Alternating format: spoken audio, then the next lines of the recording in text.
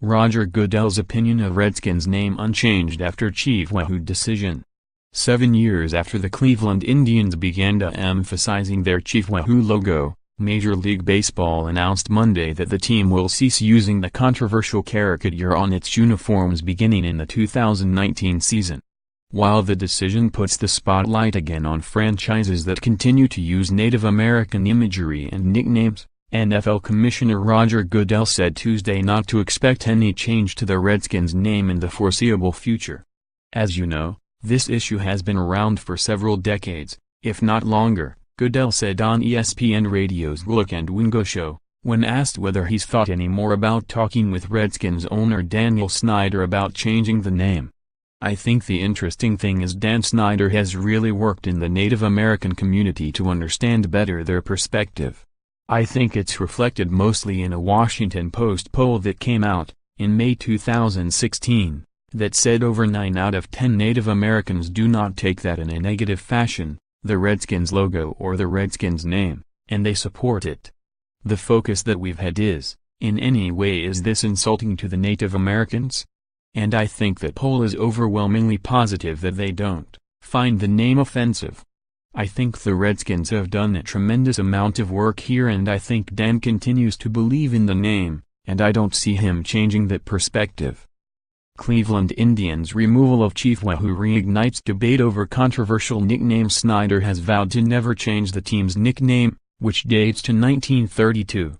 A Supreme Court decision last June bolstered the Redskins' legal standing against attempts to cancel its trademark registrations, ruling that the federal government refusing to register trademarks that officials consider disparaging is a violation of the First Amendment. The 2016 Washington Post poll that Goodell and Snyder have referenced to defend the use of the Redskins nickname was conducted among a random sample of 504 Native American adults. 90% of respondents said they are not bothered by the Redskins name, and 73% of respondents said they do not find the name disrespectful. Another question in the poll asked, "How much, if at all, are you bothered by the use of Native American imagery in sports?" 73% of respondents replied not at all, while 26% replied not too much, a good amount or a great deal. Mike Golic asked Goodell on Tuesday if the NFL office continues to hear from people about the Redskins nickname and if the league would ever pressure Snyder to make a change. "I think you start from the position of what the reaction is from the Native Americans," said Goodell, who has defended the Redskins nickname in the past. "As I said, that's overwhelmingly positive about it. Second, I think you obviously ask Dan to listen and make sure you understand what the fans are saying, which he has, we have. We don't hear this very much from our fans, but we understand there are different perspectives on this.